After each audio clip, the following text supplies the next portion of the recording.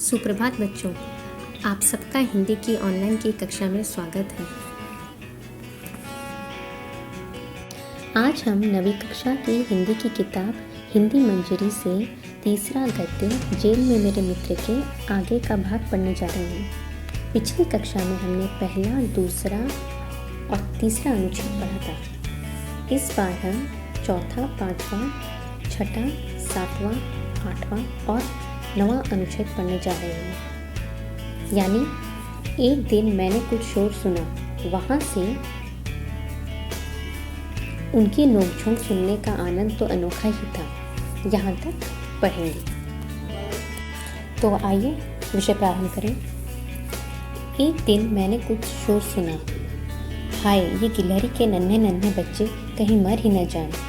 मैं उधर गया तो देखा कुछ कैदी खड़े अरे अरे हाय हाय कर रहे थे। मैंने उन बच्चों को देखा तो निश्चिंत हो गया, वे जीवित थे। मैंने कहा, तुम सब इन बच्चों को घेरे खड़े हो, इनकी माल इन्हें लेने कैसे आ सकती है? चलो हम बरामदे में बैठकर देखते हैं। मैंने कैदियों को बताया कि मैं रोज़ इन गिलहरियों को देखता हूँ। कई बार इनके बच्चे वृक्ष की टहनी से नीचे गिर जाते हैं। इनकी माताएं फुर्ती से नीचे आती हैं, बड़े ध्यान से इन्हें गेंद की तरह गोल गोल कर मुंह में दबा लेती हैं और फिर पेड़ पर ले जाती हैं। संध्या का समय था। धीरे धीरे रात होने लगी, परंतु माँ गिलहरी न आई। मैं चिंतित हो उठा, कुछ तो करना होगा। कैदी उन बच्चों को उठाकर मेरी कोठरी में ले आए।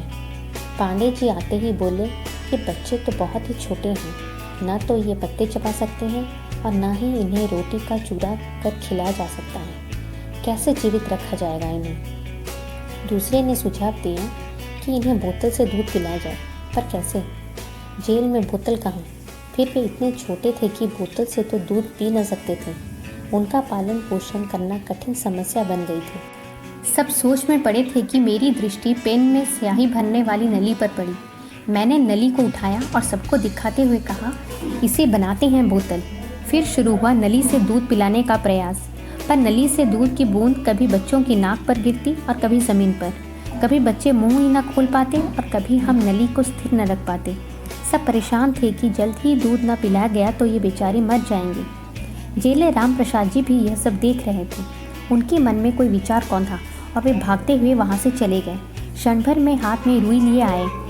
नली में दूध डाला, उस पर रुई लपेटी। रुई दूध से गीली हो गई और गिलहरी का नन्हा बच्चा रुई चूसने लगा। चूस चूस कर बच्चे ने नली का पूरा दूध पी लिया। इसी तरह बाकी दोनों बच्चों को भी दूध पिलाया गया। हम सब इतने प्रसन्न थे कि मानो विश्व जीत लिया हो। अभी तीनों बच्चे हमारे जेल परिवार के चहेते सदस्य थे। अल्मोड़ा जेल को छोड़कर जितनी जेलों में मैं गया, वे सब कबूतरों से भरी रहती थी। जेलों में हज़ारों कबूतर रहते थे और शाम को आकाश उनसे ढक सा जाता था। कहीं कहीं मैना भी रहती थी। देहरादून जेल की मेरी कोठरी में मैना के एक जोड़े ने अपना घोंसला बना रखा था। मैं उन दोनों को खिलाया पिलाया करता था। वो इतने पालतू हो गए थे कि यदि सुबह या शाम उन्हें खाना मिलने में ज़रा सी देर हो जाती तो वे चुपचाप मेरे पास बैठ जाते और ज़ोर से चिल्लाकर अपना भोजन मांगने लगते थे। उनकी क्रियाएं और चिल्लाहट सुनकर बड़ा आनंद आता था। नैनी जेल में हज़ारों तोते थे। एक बहुत बड़ी संख्या मेरी बैरक की दीवारों पर रहा करती थी। उनकी प्रेममय बातचीत देखने वाली होती थी। उनकी नोकझोंक सुनने का आनंद तो अनोखा ही था। चलो अब कठिन शब्दों के अर्थ देख लें। पहला शब्द है शोर। शोर का मतलब है कोलाहल। कैदी। कैदी का मतलब होता है बंदी, जिसे बांधकर रखा गया हो या बंदी बनाकर रखा गया हो। निश्चित। निश्चित का मतलब है चिंता रहित, बिना चिंता के। बरामदा। बरामदा का मतलब है दालान। दालान जो घर से लगाकर ऊंची जगह बनी होती है, जिसे हम बरांडा बोलते हैं। टहनी। टहनी का मतलब है पेड़ की डाली या शाखा। फुर्ती। फुर्ती मतलब तेज़ी या जल्दी से। सुझाव। सुझाव मतलब सलाह या परामर्श। स्याही। स्याही मतलब कालीमा या इंक। प्रयास। प्रयास मतलब प्रयत्न या कोशिश। कौंधा। बिजली की चमक। कौंधा मतलब अचानक। अचानक से बिजली की चमक की तरह। रुई। रुई का मतलब है कपास का रेशा। नन्हा, नन्हा मतलब छोटा। प्रसन्न मतलब खुश।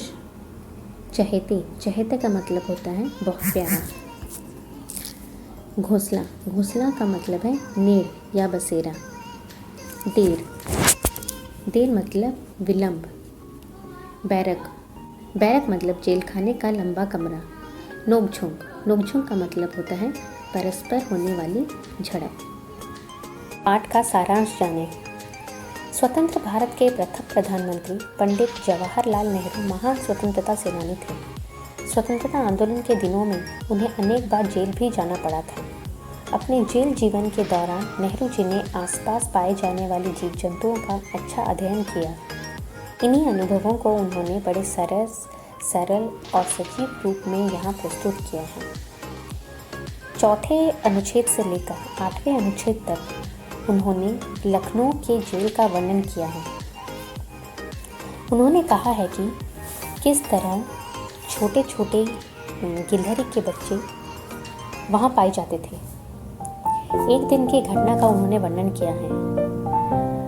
उन्होंने कहा है कि एक दिन उनकी जेल में बहुत कुछ शोर हो रहा था और जब वे बाहर जाकर देखा तो उन्होंने पाया कि गिलहरी के बच्चे बरामदे में पड़े हैं, जिन्हें घेरे हुए चारों तरफ कैदी खड़े हैं। उनकी चिंता यह थी कि कैसे इन बच्चों को उनके माँ तक पहुँचाया जाए और कैसे इनको कुछ खिलाया या पिलाया जाए। परंतु चिंता का विषय यह था कि सुबह से शाम हो गई पर उन बच्चों को लेने के लिए उनकी माँ वहाँ पर नहीं आई। धीरे धीरे रात होने लगी और सभी वहाँ परेशान होने लगे, चिंतित होने लगे कि किस तरह उन बच्चों को बचाया जाए। और वे इतने छोटे थे कि वे स्वयं से ना पत्ता खा सकते थे ना दूध पी सकते थे। तो और इसलिए सब वहाँ पर खड़े खड़े अपना सुझाव दे रहे थे कि क्या किया जाए।